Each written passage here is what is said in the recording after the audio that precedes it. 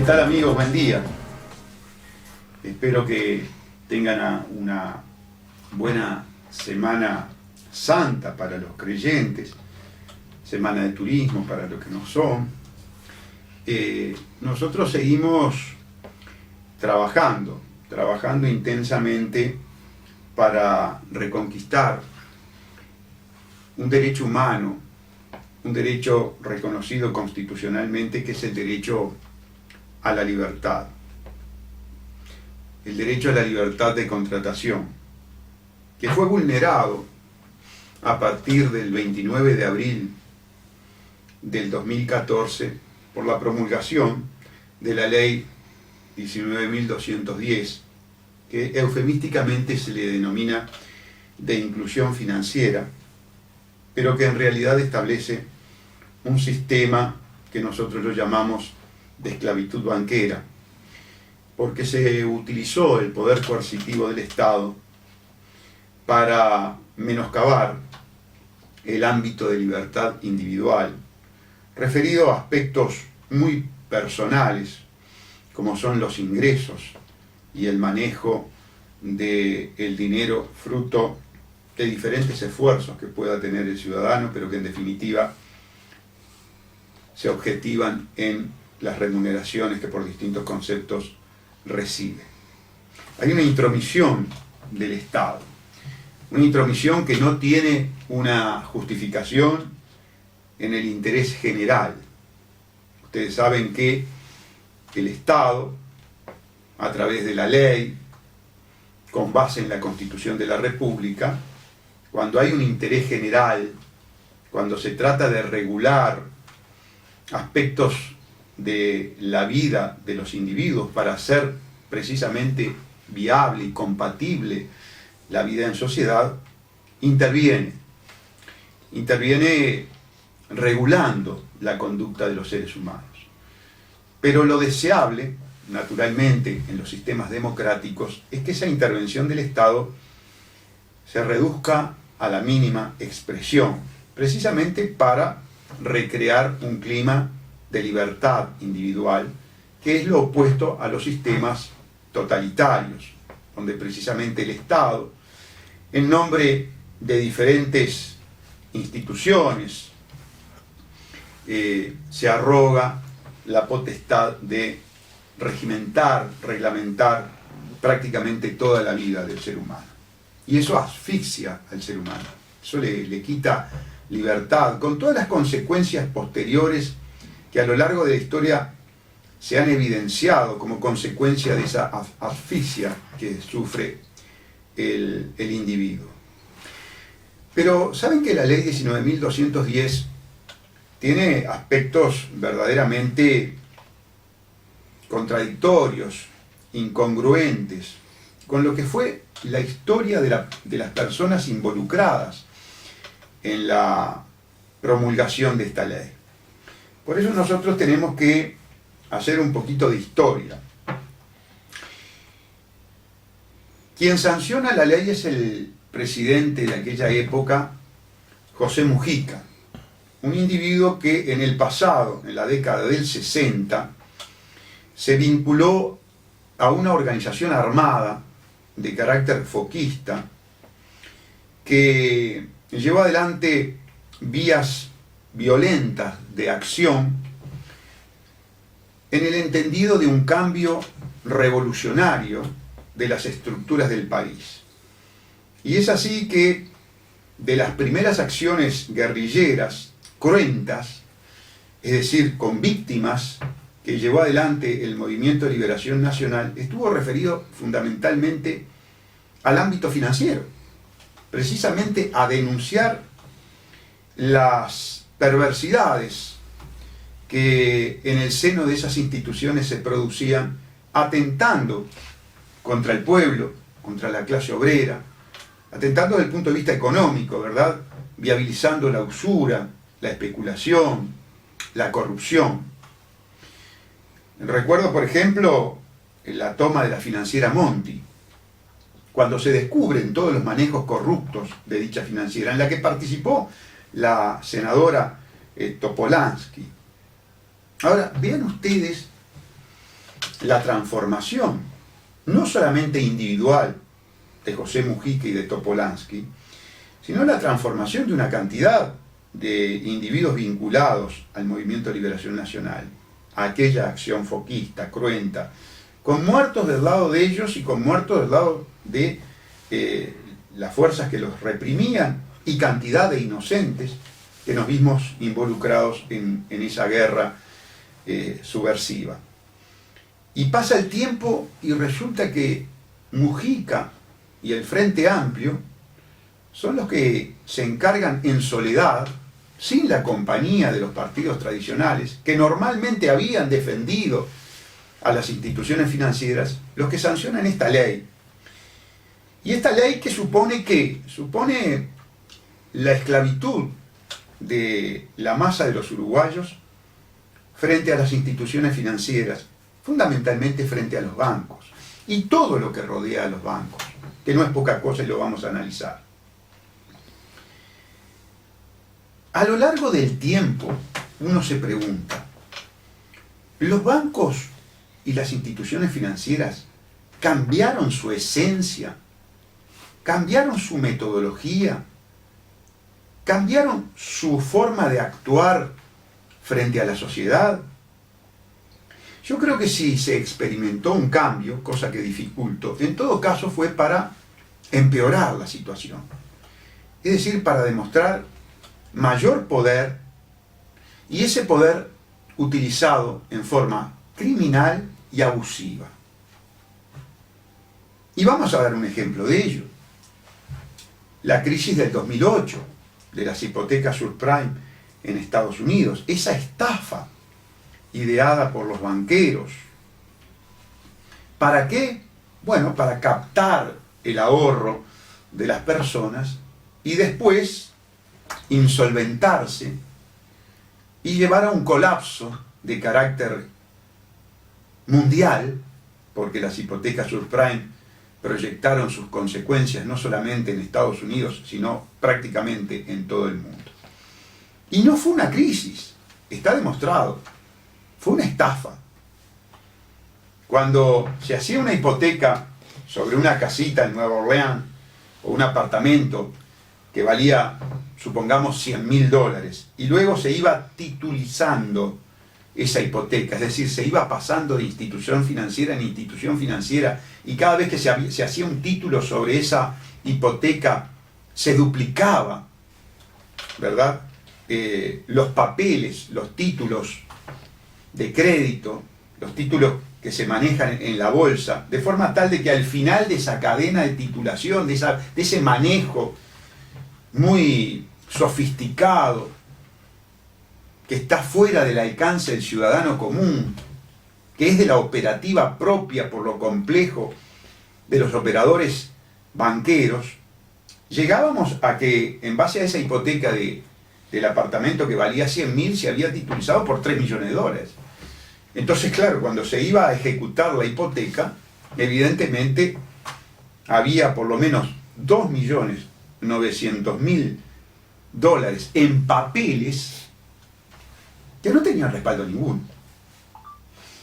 Ahora, cuando se produce la quiebra, mejor dicho, cuando se produce la demostración de la insolvencia de esos papeles, quienes son asistidos por el Estado, quienes son rescatados por el Estado, son los mismos bancos que hicieron la estafa.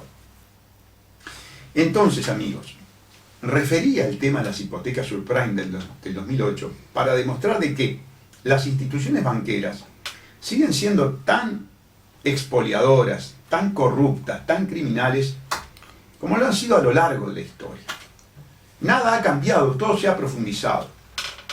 Siendo así, ¿cómo se puede justificar entonces que un exguerrillero que tiene sus manos ensangrentadas, porque en la década de 70 dice haber luchado o decía luchar contra los banqueros, y el 29 de abril del 2014 nos lance, utilizando el poder coercitivo de las normas jurídicas, a las fauces de estos banqueros?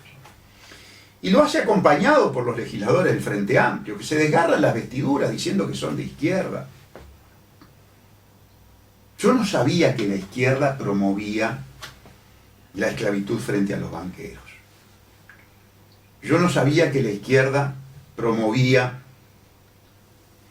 que el obrero, que el empleado, que el jubilado, obligatoriamente, conforme a lo que dice el artículo 9 de la ley 19.210, tuviera que llevar, o mejor dicho, que quien le tiene que pagar le depositara en un banco, que no tuviera la disponibilidad inmediata, que sí o sí esa masa brutal de dinero de todos quienes ganamos algo en el país tuviera que pasar por el banquero. Bueno, pero así lo dispuso el legislador, en soledad, el Frente Amplio. Los comunistas, los ex-tupamaros, los socialistas, en fin, todas las fuerzas que conformaban el Frente Amplio fundacional y que repudiaban, por supuesto, los abusos de los banqueros. No al Fondo Monetario Internacional, no a las cartas de intención del Fondo Monetario, estatización de la banca.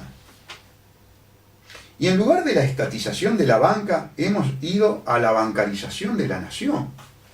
Y la bancarización en manos de bancos privados y de un banco del Estado, como el Banco República, que ha sido enormemente desgastado en su esencia pública, porque todas las áreas sensibles del Banco República han sido privatizadas.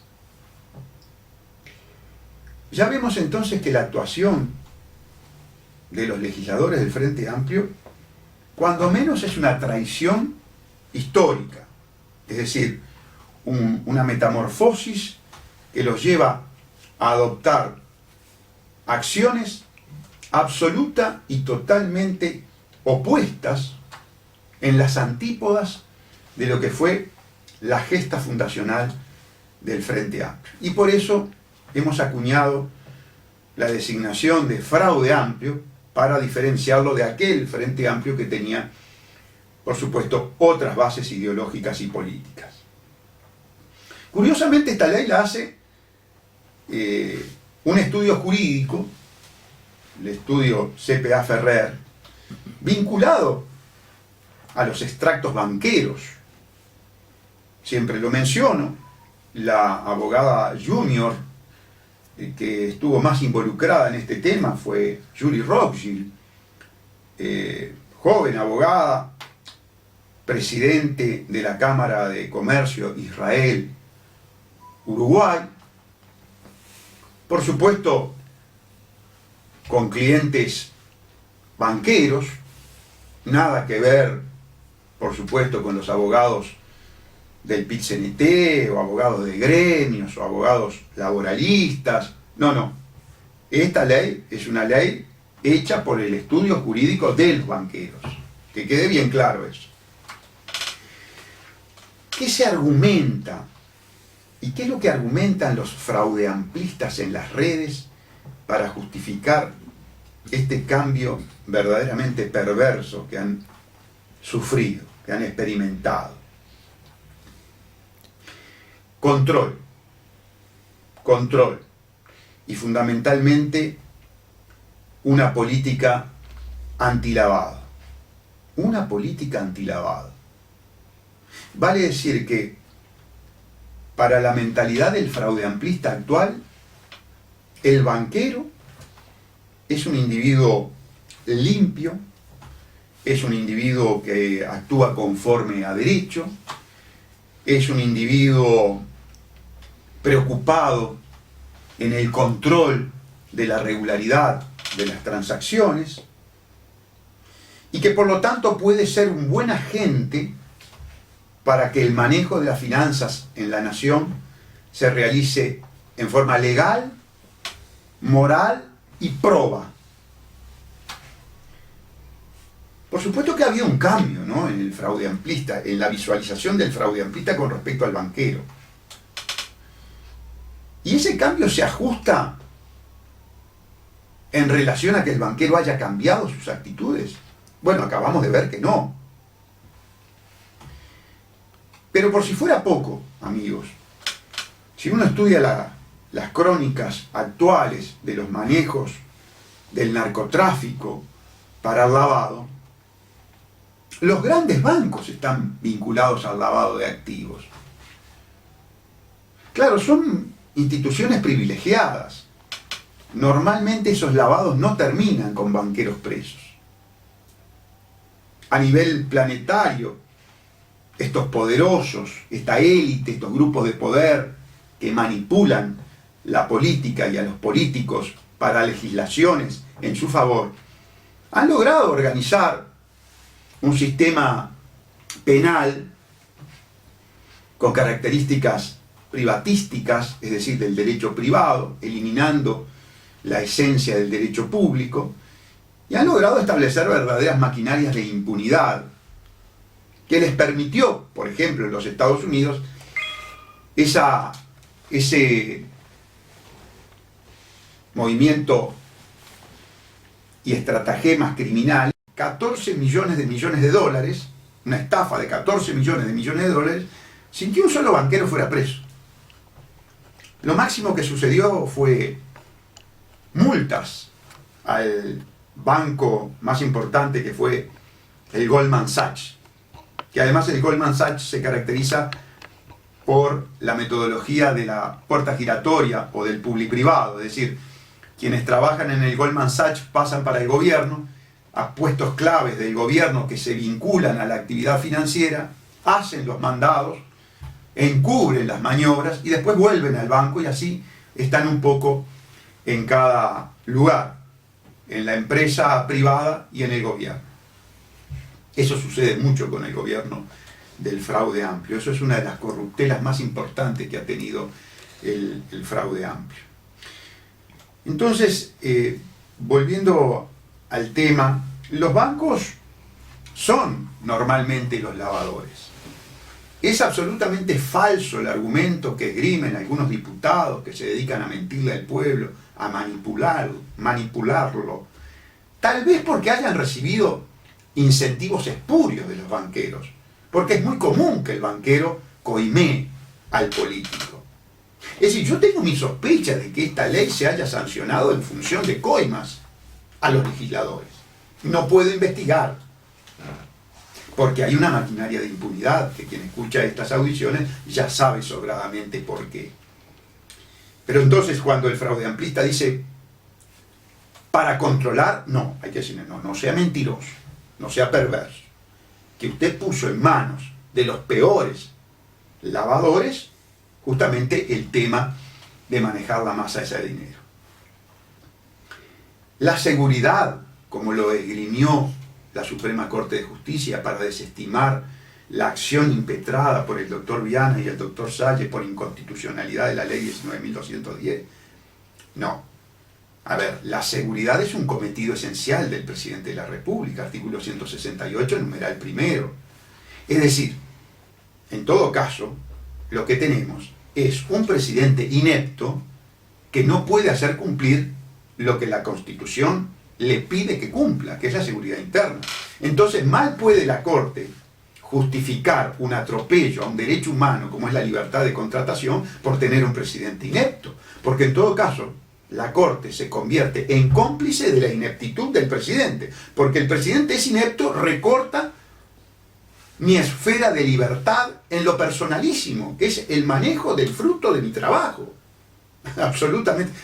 Absolutamente improcedente el razonamiento, pero como estamos acostumbrados a una Corte que está alineada con el gobierno, y el punto de vinculación que tiene la Corte con el gobierno no es exactamente de carácter ideológico, tal vez es más opaca esa vinculación, se refiere a la pertenencia a las mismas logias de algunos miembros de la Corte con el presidente de la República, y ahí tenemos el factor aglutinante, ¿verdad?, que es la masonería, esa institución tan oscura, tan impenetrable, tan secreta, que por supuesto tiene sus vínculos con los banqueros, con el gobierno, con la Corte, y eso justifica que nuestra inconstitucionalidad no haya prosperado. Por otro lado, tenemos otro hecho verdaderamente paradójico, que la cúpula sindical, que quienes se dicen defensores de los obreros, de los empleados, de los jubilados, de los trabajadores independientes, acepte que el dinero del proletario vaya a manos del oligarca burgués. ¿Y saben qué? Estoy utilizando precisamente la terminología marxista-leninista, porque todos sabemos que la central sindical está manejada en gran parte, en gran medida, en un porcentaje altísimo, por el Partido Comunista.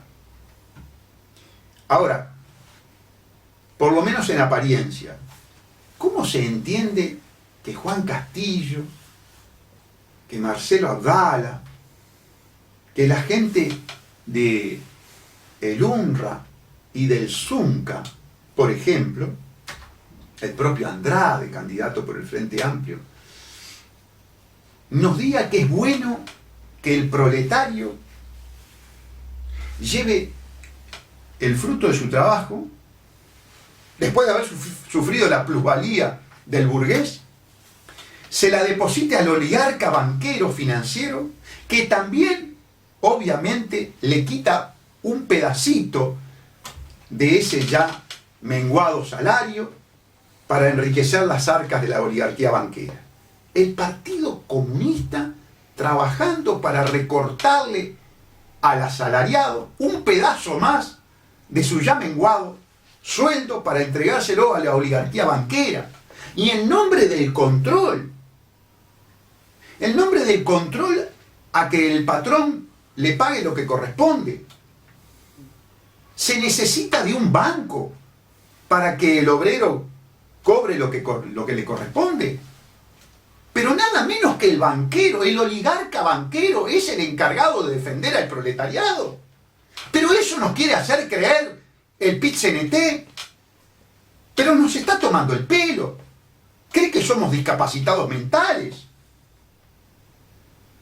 ¿O habrá pasado algo similar con lo que uno presume que pasó con los legisladores? ¿O habrán tocado a la cúpula sindical? Porque es corrupta.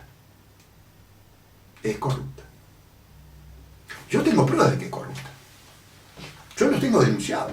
Castillo y Abdala están denunciados por mí, por estar vinculado a la estafa del plan de vivienda sindical. Castillo utilizó plata de los empresarios que iban a construir las viviendas para pagarse la campaña electoral. Terminaron en el Canal 4 los cheques. Son corruptos. Los tengo denunciados, naturalmente. Maquinaria de impunidad mediante. Amigos, después de todos estos argumentos, ¿qué le pasa al pueblo uruguayo? Yo ya no pregunto qué le pasa al fraude amplista, porque ya en las redes me he dado cuenta de la mentalidad del fraude amplista. El fraude amplista me hace acordar a esas sectas fanáticas, religiosas, aquella masacre de las Guyanas, Jim Jones o algo así se llamaba el individuo, que les había lavado el cerebro, les había dicho que se venía el fin del mundo y hizo que se suicidaran. Yo no sé si fueron 900 personas o algo así. Tienen un lavado de cerebro estos individuos del fraude amplio, que yo envidio, les digo sanamente envidio, la capacidad de convencimiento que tienen los líderes del fraude amplio. Porque además cometen los actos más atroces, más criminales, y el fraude amplista lo justifica. Miren, voy a mezclar los tantos, y discúlpenme, pero la marcha, el hilo conductor de la locución me exige que así lo haga. Quedó absolutamente probado que los líderes fraudeamplistas, que el doctor Tabaré Vázquez manipula el tema de los crímenes de lesa humanidad de la dictadura militar, manipula la sangre y los huesos de los caídos durante la dictadura militar con fines electorales, que estaba dispuesto a endilgarle responsabilidad penal a un individuo que estaba a unas horas de morir. No tuvo ningún problema de pasarle el fardo, de pasarle su culpa, de pasarle su crimen la consumación del delito de omisión o retardo en denunciar delitos por parte del funcionario público, endilgárselo sin ningún problema al doctor Menéndez. El doctor Menéndez, conociendo la calaña de nuestro presidente de la República, llevó adelante una metodología cautelar, una metodología de preconstitución de la prueba de su comportamiento acorde a derecho. Y se fue con 2 abogados para entregar los expedientes. Eso desbarató la manipulación perversa, canallesca del presidente de la República con respecto al doctor Menéndez. Sin embargo, en el bochornoso acto, en el miserable y canallesco acto del PIT-CNT, respaldando al omiso, respaldando al criminal, respaldando al canalla, había compañeros de partido del propio Menéndez, como es el caso de la senadora Mónica Xavier, alineada con el presidente de la República, es decir, alineada con la maniobra que buscó ensuciar a su compañero de partido.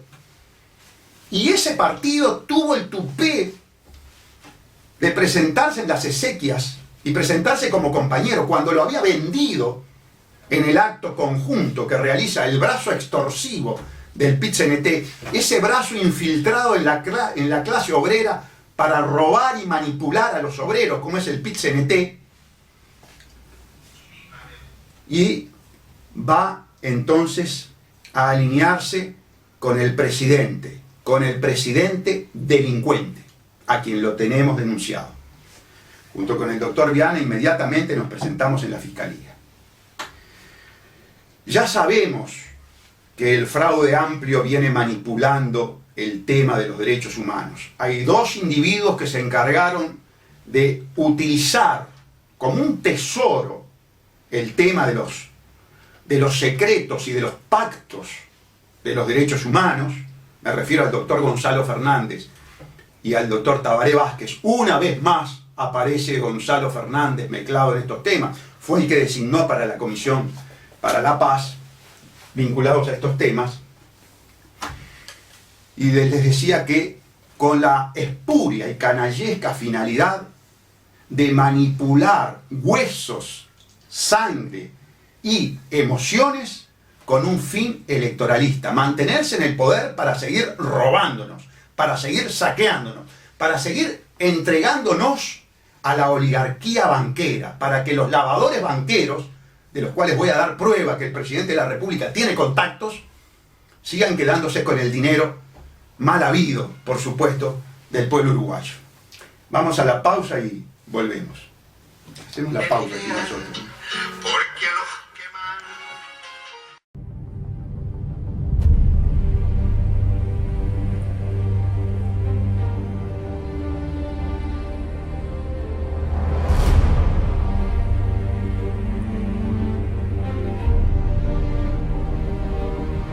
Básicamente el gobierno lo que está buscando es acabar con el dinero físico, que nosotros tengamos permanentemente un tercero inútil, como es un banco, en todas nuestras relaciones comerciales. O sea, acá no se trata de que usted tenga un dinerito guardado en el banco, una cuenta corriente, una caja de ahorro, no, van por todo, van por eliminar todo su dinero físico. Que usted, hablando claro y pronto, que usted no tenga nada con usted, que todo su dinero esté dentro de una entidad financiera, y esa entidad financiera le va a cobrar lo que quiera, como quiera, cuando quiera, y ellos van a poner las reglas. Esto es terrible, esto es una ley totalitaria, criminal, fascista, y tenemos que tirarla abajo. Depende solamente de nosotros.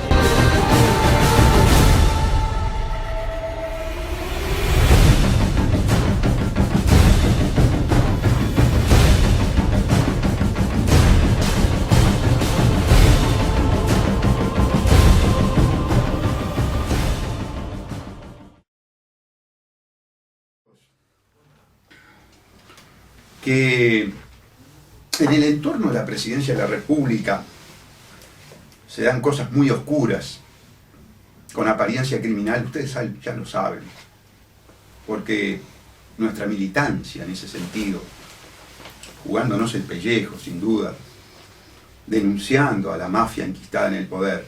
Mafia enquistada en el poder. Ningún otro político dice eso. Ningún otro candidato a la presidencia de la República dice eso. Mafia enquistada en el poder. Porque tenemos la prueba. Porque estamos en los juzgados, porque estamos en la fiscalía llevándolo. Y porque tenemos las vistas fiscales, ridículas, impresentables. Eso nos permite actuar con esta firmeza, con esta fundamentación jurídica, fundamentación fáctica, irrefutable. Por eso no polemizan. Ninguno de los 4 candidatos por el fraude amplio, por la mafia, por la asociación para delinquir, se anima a polemizar conmigo. Por eso mucho periodista adulón, mercenario, mediocre, no se anima a llevarnos a sus programas. Porque saben que tenemos las pruebas, la fundamentación y la forma de exponer a esa mafia. Y como ellos operan, obviamente a través de estímulos espurios para esa mafia, no se animan a llevar al doctor Salle. Está bien. Para nosotros es todo un galardón que suceda eso. Les decíamos que en el entorno del presidente de la República se produjo un lavado bochornoso, que además dejó en evidencia a la maquinaria del encubrimiento y dejó en evidencia también al Poder Judicial. Yo ya lo he mencionado, ustedes lo saben, no lo vamos a repetir lo que implicó ese lavado. Nos referimos al Turco. Nos referimos al Turco que lavó 8 millones de dólares, que lo defendió Gonzalo Fernández, que salió condenado a 4 años y medio de penitenciaría, pero con libertad intensamente vigilada. No estuvo un solo día en las cárceles donde se violan los derechos humanos de Bonomi y de Vázquez. El amigo tenía antecedentes, pero se trajo un forense y certificó una enfermedad que tampoco le permitía estar en la cárcel. Que el fiscal general, fiscal comunista, empleado de Vázquez, ¿verdad?, en ese servicio inconstitucional que es la Fiscalía General, le manoteó al pueblo turco el dinero producto del delito, lo que se llama producta celeris. Es decir, se quedó el Estado uruguayo con dinero sucio. Fíjense qué paradoja, ¿no? Nosotros hablamos, estos del gobierno, hablando de controlar el lavado, y yo diciéndole que la Fiscalía General, que debería estar preocupada por el cumplimiento de la ley, le manoteó y se quedó con dinero criminal, en un comportamiento criminal. Y me vienen a hablar para fundamentar esta ley de esclavitud, este favor que se le hace a los banqueros, en base a la violación de los derechos humanos de ustedes, al derecho a la libertad y a la propiedad privada. Me dicen que es por la administración legal y proba de los dineros. Pero por favor, qué tupé. Amigos, falta. Lamentablemente les tengo que decir que falta. Falta un esfuerzo final. No hay que redoblar, hay que triplicar esfuerzos. Se está en el conteo de las papeletas y se está pudiendo apreciar, mejor dicho, visualizar que faltan firmas. Hay muchísimas, pero cuando uno entra a contar se da cuenta que falta y que falta mucho todavía. No podemos aflojar en esta última parte de la campaña. Yo inclusive he pasado por algunos lugares de Montevideo recabando sobres. Acabo de pasar por el World Trade Center allí. Una empleada de una importante empresa nos entregó un paquetito con 70 firmas. Hoy vamos a estar en el estudio desde las 11:30 a las 3 de la tarde, recepcionando las firmas que lleguen. Pero necesitamos un esfuerzo muy importante. Hemos tenido a los banqueros en contra, hemos tenido al gobierno en contra, hemos tenido a la mayoría de los políticos en contra. Y esto lo quiero señalar. A ver, es cierto, Julio María Sanguinetti, faltando 30 días, 15 días, 20 días, se manifestó y firmó la papeleta, y perdónenme, pero digo nuestra, refiriéndose al conjunto de ciudadanos que actuamos en la redacción del artículo 52, que se busca someter al referéndum. Es cierto, el otro día hubo una colaboración importantísima del sector de Iafigliola, del Partido Nacional. Le agradecemos a Carlos, al amigo Noya, que nos llevó una cifra importante, casi 3.000 firmas. Pero después el espectro político que haya salido a jugársela por el derecho humano a la libertad de contratación, no existió. Claro, uno sabe el poder que tienen los bancos, pero además del poder que tienen los bancos, y esto es importantísimo, el poder que tienen las instituciones satélites de los bancos. En estas audiciones, amigos del Poder Real, lamentablemente tiene varios años atrás, no la pude encontrar en YouTube, dedicamos mucho tiempo a explicarles a ustedes lo que son las agencias calificadoras de riesgo. Los que nos siguen saben que es un tema que siempre ponemos arriba de la mesa, que los llamamos los perros guardianes de los banqueros, que son tan estafadores como los banqueros. Standard & Poor's, Moody's y Fitch son tan estafadores como Goldman Sachs, como el HSBC, como el Heritage. Lo tengo metido en un tema de lavado. No logro que la fiscalía investigue al banco. Los fraudeamplistas que dicen que es para controlar. Burros, malintencionados, son los lavadores. Las agencias calificadoras de riesgo. Ahora encuentro a los economistas sistémicos, como Munjo, diciéndonos que bueno, que están ahí las calificadoras con la tarjeta amarilla con respecto al manejo de las finanzas del país. Pero no dice qué son las agencias calificadoras de riesgo. No dice que son sociedades anónimas privadas cuyos dueños son los banqueros y que tienen por objeto la extorsión, el condicionamiento de los países, que han estado vinculados a las grandes estafas banqueras, estas tres agencias calificadoras de riesgo, a los bancos que estaban llenos de papeles de hipoteca subprime, le daban la AAA unas horas antes de que esos bancos quebraran. Y no por burros, no por ineptos, tienen a los mejores economistas. Y lo digo con pleno conocimiento de causa. Con pleno conocimiento de causa. No, lo hacen porque son tan estafadores y tan criminales como los propios banqueros. Y el PIT-CNT trabaja para que nuestro dinero, para que el dinero del proletario vaya a manos del banquero, que es además el dueño de la agencia de calificadora de riesgo.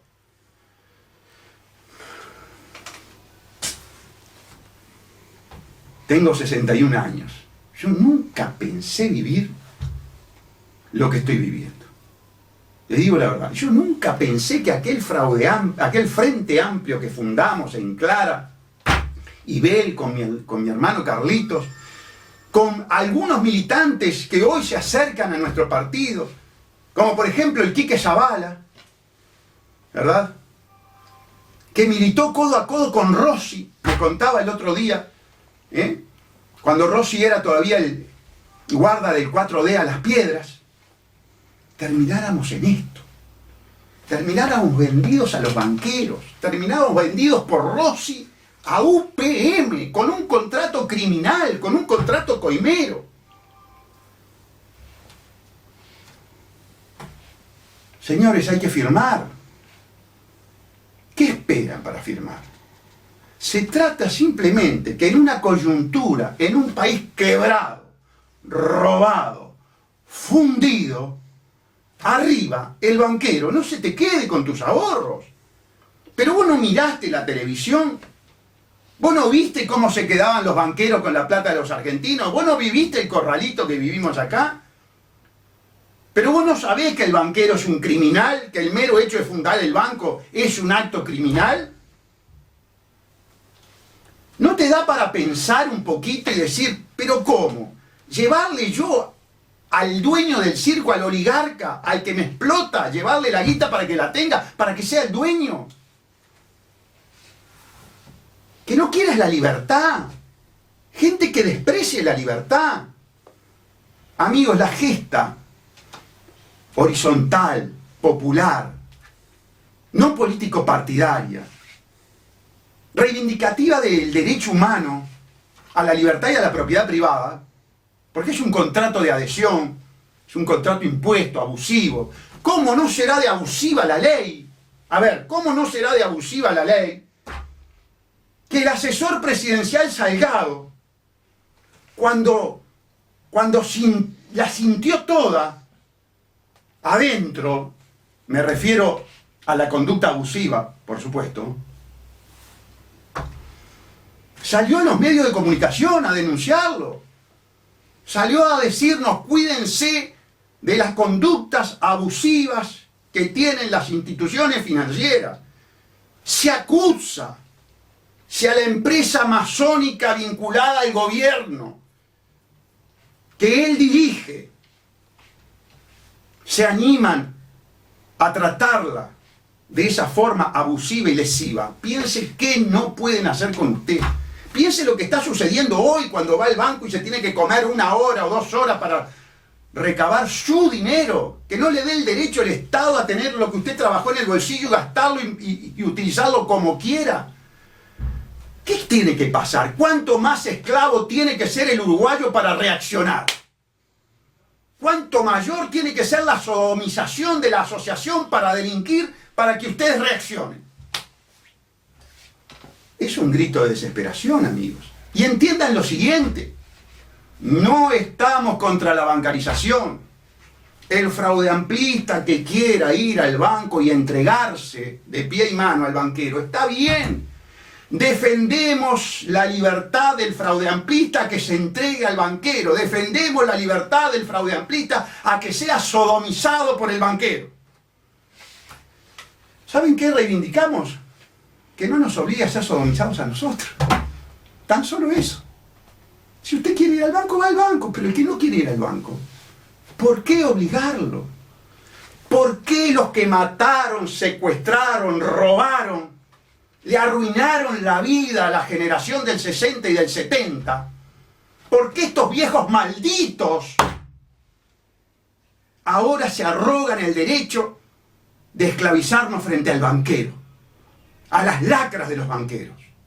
¿Qué pasa con el pueblo uruguayo? Ya deberíamos tener 500.000 firmas.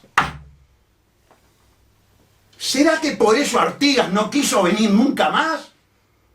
¿Será que Artigas se dio cuenta que este es un pueblo que le gusta ser carnero? ¿Será que Artigas se dio cuenta que a este pueblo le gusta ser oveja? ¿Será que Artigas se dio cuenta que a este pueblo le gusta ser sodomizado por un grupo de poder? El problema es que no todos tenemos la mentalidad de cordero, de oveja que tiene el fraude amplista. Yo lamento enormemente que también en este tema la falsa oposición sea cómplice. Y esto me lleva a reflexionar lo siguiente, amigos. ¿Está preparado el Partido Nacional para enfrentar el gobierno si es que el pueblo uruguayo lo elige? Y tal como van las encuestas, ¿será que el doctor Lacalle Pou está preparado para ser presidente de la República? Enfrentar a un país fundido, condicionado, lumpenizado, reprimarizado, corrompido hasta la médula, ¿Será que puede aguantar el trabajo de sabotaje que le va a hacer el Partido Comunista a través del PIT-CNT y los Tupamaros, a través también del PIT-CNT y no sé si no de alguna organización de otra naturaleza? Lo vemos tan cómplice con el gobierno, lo vemos tan tibio con el gobierno. El otro día lo vi en Desayunos Informales, cuando estaba aprobado el delito del doctor Tabaré Vázquez. Y se le preguntaba sobre el tema de la responsabilidad del delito, de la manipulación de Vázquez con respecto a los cadáveres y a la sangre y a los huesos de los torturados y desaparecidos. Esa manipulación electoralista, perversa, canallesca. Tibio, buscando cortar el hilo en lo más fino, en Toma. No, el problema no es Toma. El problema es Tabaré Vázquez. Toma es secretario. Además, Toma no es el Frente Amplio. Toma era de Colorado. Toma es masón. Toma está para los negocios. Acá el problema es el presidente de la República. Tibio, temeroso. De un presidente que lo había destratado, que le había llamado pompita de jabón. Y tuvo la oportunidad de mostrarse firme, de defensa de la Constitución, de la ley, de los derechos humanos, de la verdad histórica. Y se apretó. Lo lamento, Luisito, te apretaste. No podés ser presidente, Luisito. No tenés fundamento, no tenés carácter. Aquí tiene que venir un individuo a enfrentar a esta mafia. Tiene que venir un individuo a decirle al PIT-CNT, sobre todo al Partido Comunista y a los tupamaros del PIT-CNT, vamos a tener una ley que dé libertad sindical. Le vamos a pegar una patada a todos ustedes, manga de corruptos, y vamos a tener sindicatos, pero sindicatos libres, no manipulados por una manga de mafiosos que entregaron a la clase obrera, a la oligarquía banquera. Y no vamos a admitir un solo acto de sabotaje.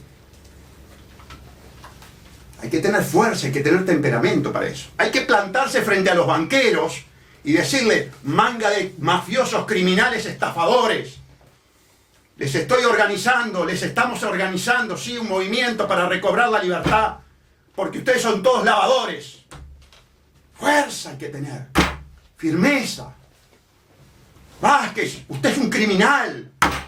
Usted es un criminal de lesa humanidad. Usted tortura en las cárceles. Usted además es un corrupto.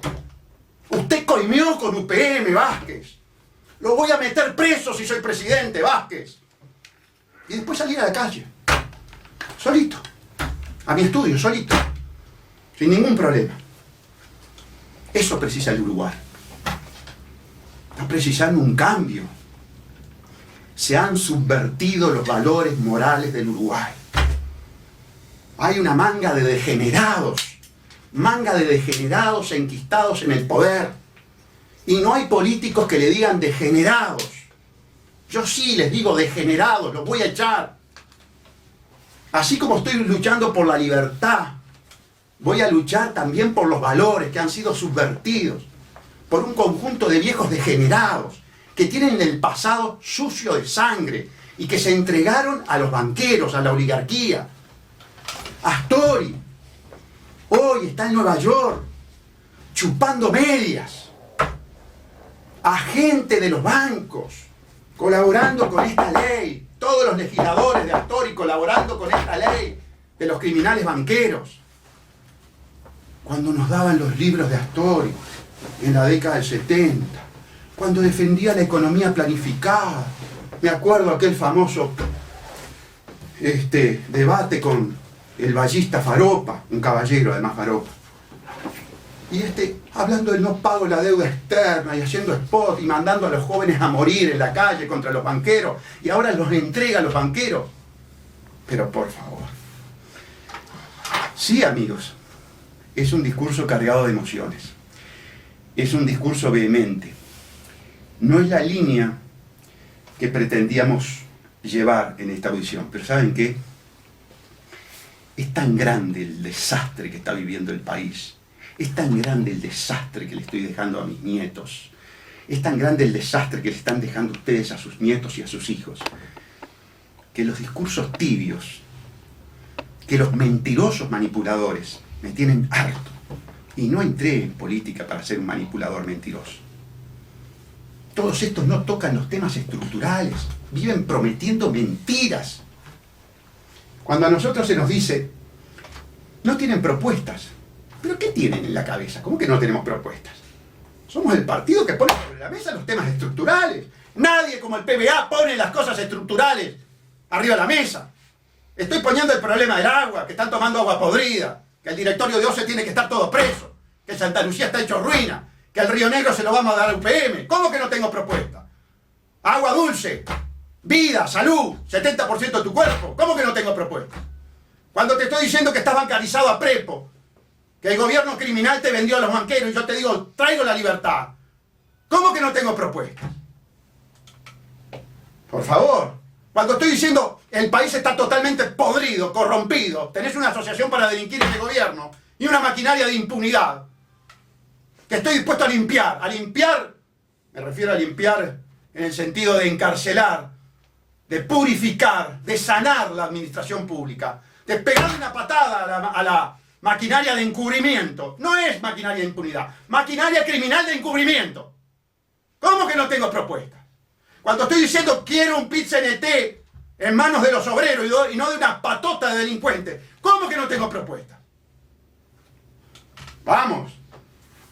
Cuando digo nos morimos todos y seguimos con el modelo agroquímico, y estoy diciendo hay que cambiar el modelo agroquímico, si no mis nietos se mueren, ¿cómo que no tengo propuesta?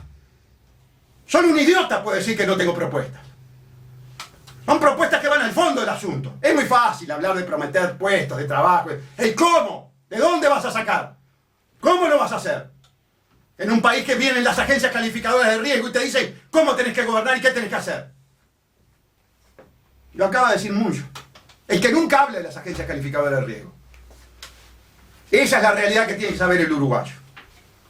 Y se hace con un pueblo unido, con un pueblo de conciencia nacional, con un pueblo que se sienta orgulloso de ser uruguayo, pero uruguayo no carnero, uruguayo con actitud de lucha.